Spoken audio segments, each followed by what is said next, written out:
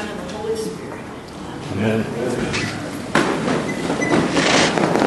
Well, I guess now I just kind of mixed morning prayer and regular Eucharist together by doing the gospel the way I did. But, nothing like a little confusion to start your day. Yeah.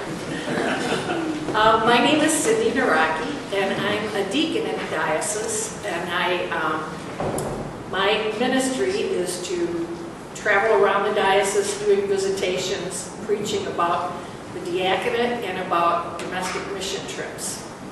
So when Jim asked me to come today and talk to you about that, I think he was especially looking for a day off. But I have to tell you that my husband and I were married in this church when Ed Emmenheiser was still here. And so it always feels like homecoming to me. And I just love to be here, and I have lots of friends here too. So it's good to be with you. Ascension Sunday. We can either do Easter 7 or Ascension. But I decided that Acts reading just really called to me to talk about that. So we're going to look at Ascension Sunday. It's really the beginning of the ministry that you and I are called to. Most of us don't think of it as this. We think that Pentecost is the big day of this season. But as I prepared for today, I realized more and more with everything that I read. Jesus is going away from us physically for a while. But the Acts reading records Jesus telling the apostles that the Holy Spirit is going to come upon them, and they will receive power and be God's witnesses to the world. It would certainly have been easier if Jesus had just stayed with us physically forever, and we could let him do the work and we could just follow behind, right?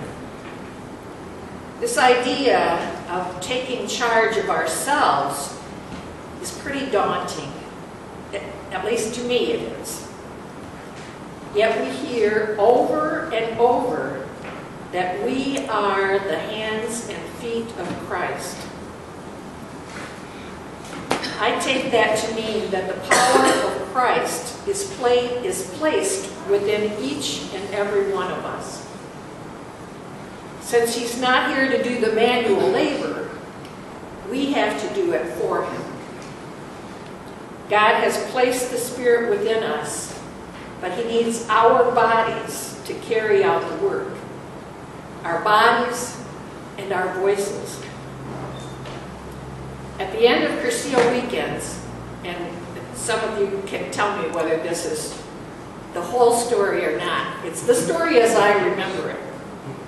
At the end of Curcio weekends, there's a story related where Jesus gets to heaven and he's asked about the work that he left here to be done. He tells the questioner that he has left behind people who will do the work. When asked if he can trust those people to actually do it, he responds that he is counting on them. At that point, we're reminded, all of us, that Jesus is counting on us. You and I, and those who will follow us. We've always known of this responsibility, but it was news to these apostles. They had always assumed that Jesus would be there with them, no matter what he talked about having to die and all of that stuff. No, he was there, he'd be there, he'd tell them what to do, and they would do it. Now they know that they have to figure it out for themselves. They will have help of the Spirit. They weren't even really sure what this Spirit was all about, what it was supposed to do. How does that work? Well, we know the rest of the story. Next week is Pentecost, And that will remind us how the Spirit came in tongues of fire and rested upon each of them. So why this week gap? Well, the person that wrote about these readings in this week's Christian Century magazine thinks it's because the apostles need some time to think and reflect. Of course, the story is also about us. We need some time to take all this in. We are responsible to carry on the work of God. I don't know if you're familiar with Venn diagrams, but they're used to show this kind of space. They're two overlapping circles, and the space where they overlap represents something made up of both and neither. They're entirely different, these two places, and this space is time to get used to letting go of that part and going into this part. Although I guess I'm doing that backwards, standing up here. When they're used to talk about life transitions, they show that there is one way of life, then there's a time of transition before the new phase of life starts. This time of transition can be one of great confusion, but it can also be one of rest and growth. It can be a time of recuperation and healing. The apostles had been through a tremendous ordeal. Everything they thought they had been preparing for was upside down. The leader they thought they could just follow and support was gone. They were being left behind with a huge charge. I can only imagine what was going through their minds. They need to have some time to come to grips with this new information. They need some time to rest and heal from the shock of betrayal, death, resurrection, and then having Jesus leave. They needed that week in between to be ready for what was to come.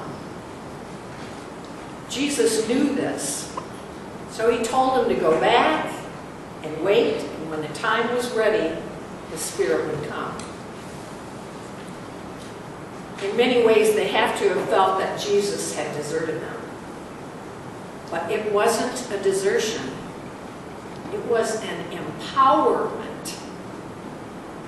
Would they ever have been able to step from behind his shadow and strike out on their own without his leaving? The writer of the article I talked about before said some very interesting things, but I'd like to quote them so I don't get them wrong, and so you can get the full scope. He talked about how people sometimes feel that God has deserted them, and they can't feel his presence. So this is what he says. Maybe the Ascension teaches us to trust these moments, these spaces between experiences, as the place where new history is possible. If we can let ourselves be suspended in that moment, we may find ourselves beginning again, changed and maybe more mature.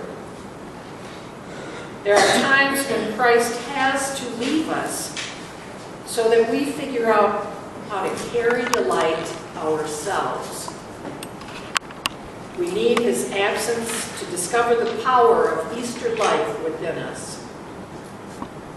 There is both loss and power, death and resurrection in this mysterious realization that incarnation includes us. God is within us. Christ is within us, each and every one of us.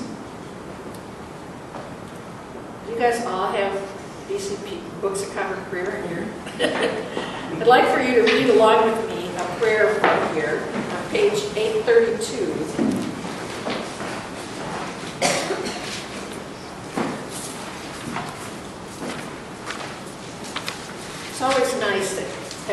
always has the same page numbers, no matter how big or small.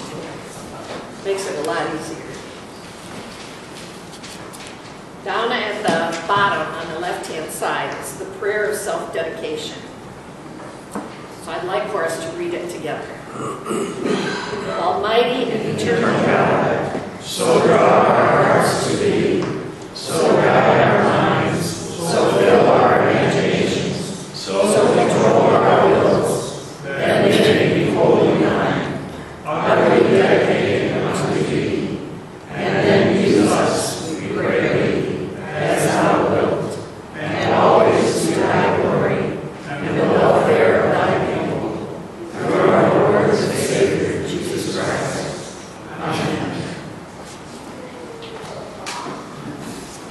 we rarely use this prayer. In fact, I can't remember ever hearing it before this week. But you might want to add it to your personal prayer time. There was a custom years ago in the church, and maybe some places still do it, that at the Ascension service, the Paschal candle was extinguished. Now we usually do it on Pentecost Sunday. But this writer suggested that we should have each person present come forward and light a small candle from the big one,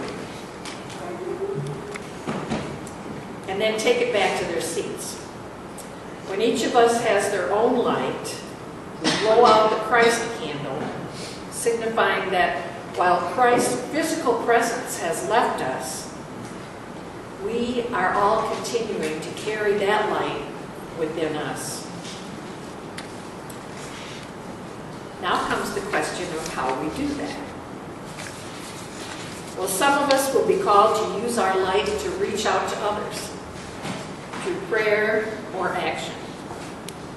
That action can be done in many different ways. Some of you may be feeling called to be deacons. That would be wonderful. Some of you may be feeling called to donate food to the pantry. Some of you may be called to work on a mission trip. There are a variety of ways that you can do that also. I'm here today to talk to you about one specific way, the reading camps. We will hold a camp at St. Andrews the week of July 21st. You may feel called to volunteer, as some of your fellow parishioners did last year.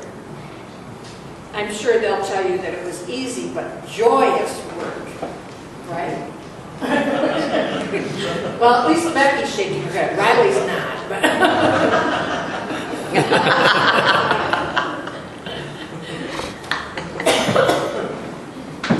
I just happened to bring some application forms along with me. Some of you may feel called to donate snacks for the campers. That would be great also. Some of you may feel called to pray for the campers and the staff, and that is fantastic. Because our actions, unless they're based in prayer, are worthless. They won't do the things that we want them to do. You may find your light carrying you to other places and other tasks. There's something for everyone. You just need to find out where your light is going at this time. Where is your light going to shine? Next Sunday, we'll hear about the fire of the Spirit coming down upon the apostles. But during this in-between space, pray about what you will do with your fire and with your light.